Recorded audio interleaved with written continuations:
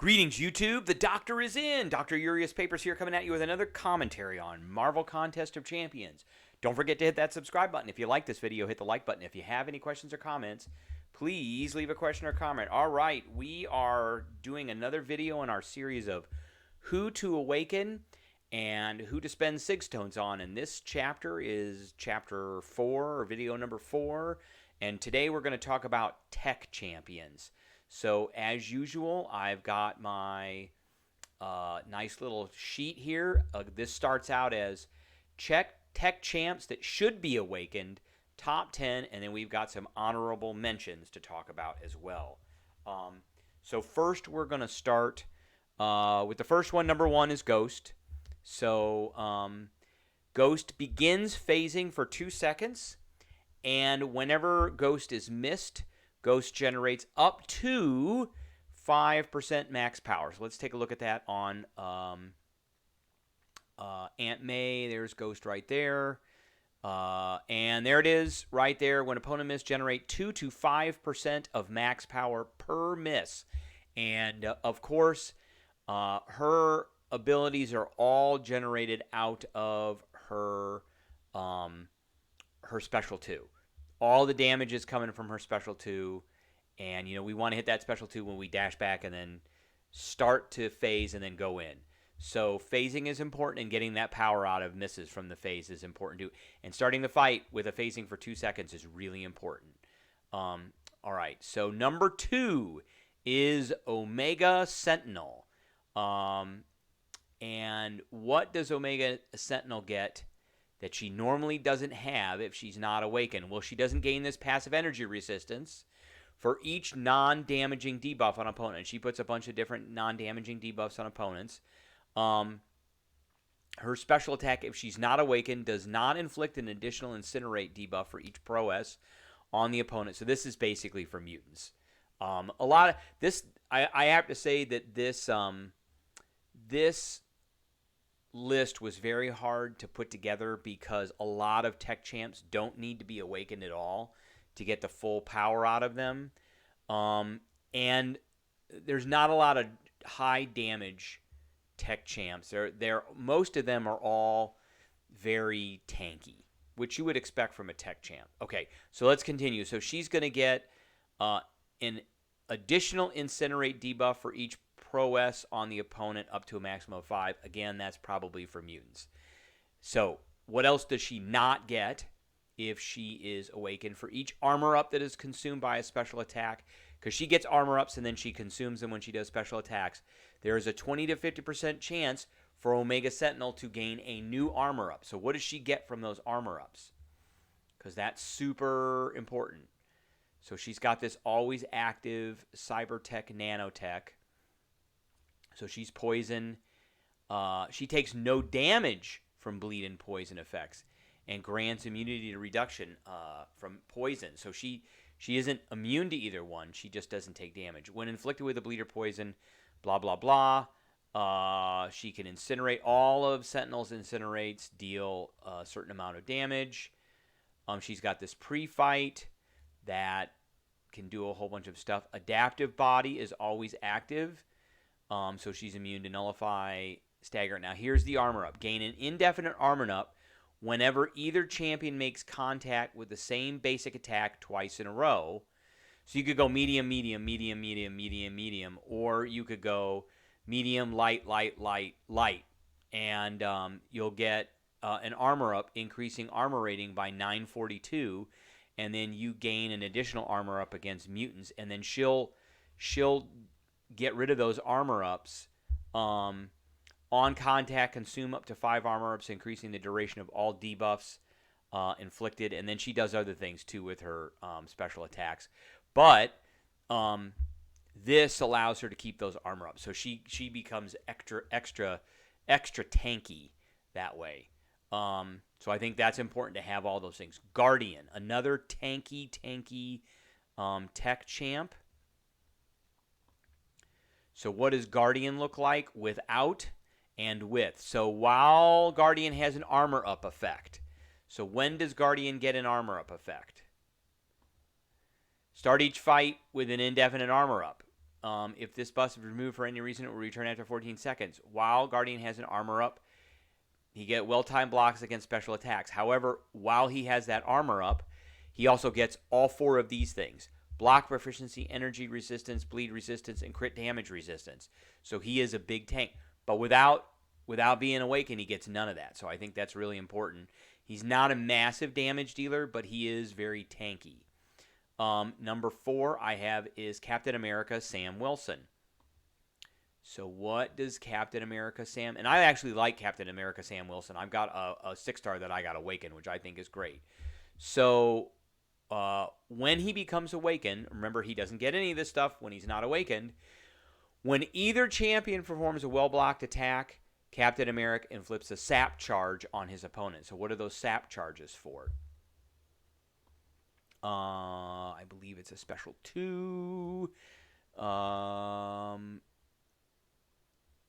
It is a special 3, I believe. Gain precision, consume all armor up buffs, and gain 10% chance per armor up to inflict an extra sap charge on a rupture for the duration, reaching maximum sap charges. It's actually... Where is the sap charge here? Is it this? No. Consume armor ups. Recon. I think it's here. Oh, I think it might be always active. When you get 25 sap charges, consume all charges when reaching 25 stacks and replace them with a power drain, draining 50% of the opponent's power over 15 seconds. So the sap charges are drains, and whenever he does a well-timed block, he has an extra way of getting a sap charge in addition to his basic kit. In addition, the Red Wing lock-on lasts an extra 2 seconds, and his attack rating is increased, which allows him to inflict ruptures from Special 2 through blocks, and when opponent misfails or when their ability fails due to low, because he lowers ability accuracy, an instant rupture is inflicted that does damage. So he doesn't have any of those things, and his rupture is his main mechanic to do damage. All right, number 5 is Penny Parker. So what does Penny Parker get when she is awakened, or more importantly, what is Penny Parker missing when she's not awakened? So Teenage Weapon is always active. When the opponent fills a bar of power, recovers more than 5% max health at once, you inflict a heal passive, preventing opponent from healing. Doesn't get that without being awakened. Whenever the opponent heals, while heal blocks. So first thing is when they fill a bar of power, or they recover more than 5%, you put a heal block passive, so they can't get rid of it. And then if they heal while they're heal blocked, you inflict an incinerate, dealing some damage. So I think those are 2 really important things to her kit. All right, next is Silver Centurion. Let's go down a little bit here. Next is Silver Centurion. So what does Silver Centurion get? And this is another champ that I really like out of the tech champs. So Silver Centurion's personal shock and plasma debuffs. So he turns shocks into plasma debuffs, or incinerates. If he were to put an incinerate on somebody when they have a shock, they get a plasma instead. They're passive, and their duration goes up. So passive means they can't be purified, and their duration goes up, which means they do more damage. And his metric is doing damage over time. And then while locked on, so how does he lock on? He locks on. To ready lock on, he must remain near his opponent for 12 seconds. There's a little timer that goes on, and then it goes down as the opponent goes away. So once he's locked on, his block proficiency also increases pretty big, pretty massively, in addition to all the stuff that he gets from his basic kit. So he's pretty beefy. All right, number 7 is Stark Spidey. So what does Stark Spidey get when he becomes awakened, or what is he missing when he's not awakened? So while he has more than 50% of his power, whenever he puts a taunt, so remember when you when they miss you and you get your little Spidey charge and then you hit them 5 times, you put a taunt on them, Taunts last 2 seconds longer. That's really important because his metric is all about taunts. And each charge of poise, that's what you get when you evade a dex and attack, grants crit rating. That's another biggie. So he gets an additional crit rating. When he's below 50% power, he has a flat chance to evade, which is really good. And each charge of poise grants a block bonus to block proficiency, so he comes a little bit more tanky. All right, number 8 is Dr. Octopus. So what does Doc Ock get? Or more importantly, what does he not get when he is not awakened? So the big thing is he starts his research category at 60 in each category.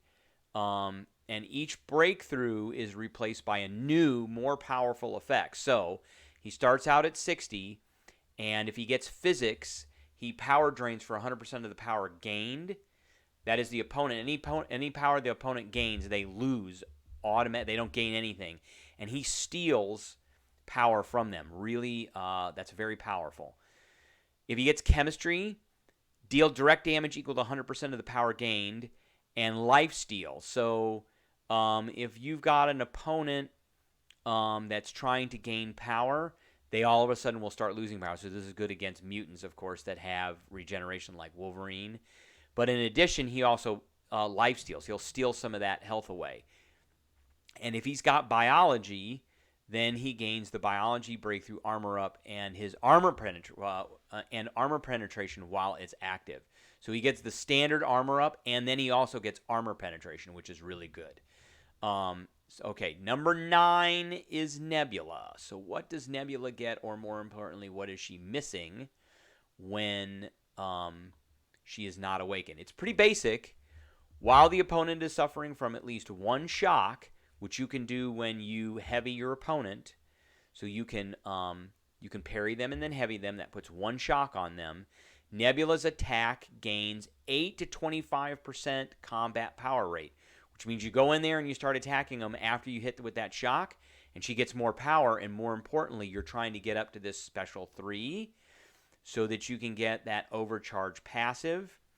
So you have a 65% chance to gain an amp up charge when making contact, and while active, any contact has a 75% chance to inflict another shock debuff.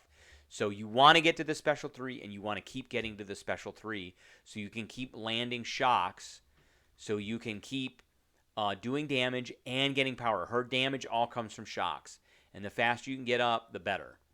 And finally, Punisher 2099. This was a hard one. I'm sure there are other champs that other people feel are necessary, but I actually do like Punisher 2099 quite a bit. Let's not forget that last year's, we didn't have one this year, but the Summoner Showdown, this guy played a pretty prominent role in the Summoner Showdown. So last minute upgrade, he begins the fight with an additional 25% on his nanotech battery. That battery is part of his kit, and it's his main shtick. And then if his opponent hits 3 bars of power, then 40% of the battery is drained, and they drain 0.6 bars of power from the opponent. And the opponent is power locked for some time. Okay, so who are our honorable mentions out of this? Star-Lord. So Star-Lord gets a bonus to his attack rating as his combo meter goes up, and he gets a bonus to his block proficiency as his opponent's combo meter goes up. He was really great at the beginning of the game toward 2015, 2016, but since then there have been other tech champs and other champs that are better than him. OG Vision, who doesn't want free power, especially 50% power every once in a while. Nimrod. I put Nimrod in here because Nimrod doesn't necessarily need to be awakened, but it does help quite a bit, especially versus mutants. He gets extra armor ups, and then when he gets an Eradicate, his specials are unblockable, and the potency increases. And then Age of Ultron, which this Ultron regenerates energy damage. And have you ever seen Ultron get hit by energy attacks while this is active, basically he's taking almost no damage. And then shock and incinerate durations are decreased by up to 80%. So he will take no damage and then they just go away. All right. So now who needs to get those Sig Stones? So first we're going to start with Ghost because for us to get the most out of Ghost, we have to maximize the amount of power that we generate per missed hit. And that goes from about 2% to 5%. So 5% is the max, and we want that maxed out as much as possible. Guardian is number 2. So when we start with the armor up, when we're armored up, we can get up to 2,600 block proficiency, up to 8,791 energy resistance, up to 80% bleed resistance, and up to 329 crit resistance. Basically, this guy's not going to take very much damage at all for anything, especially when he's got his block on. Number 3, Captain Sam Wilson. So the big one for him is attack rating is increased by up to 1357 when there's a lock on. And when opponent's ability fails, the rupture deals up to 1018. So both of those, this makes this guy a really good damage dealer. Number 4 is Omega Sentinel. And the only reason I put her at number 4 is because of this energy resistance, because that always doesn't come into play. But she gets energy resistance up to 800 per debuff on the opponent.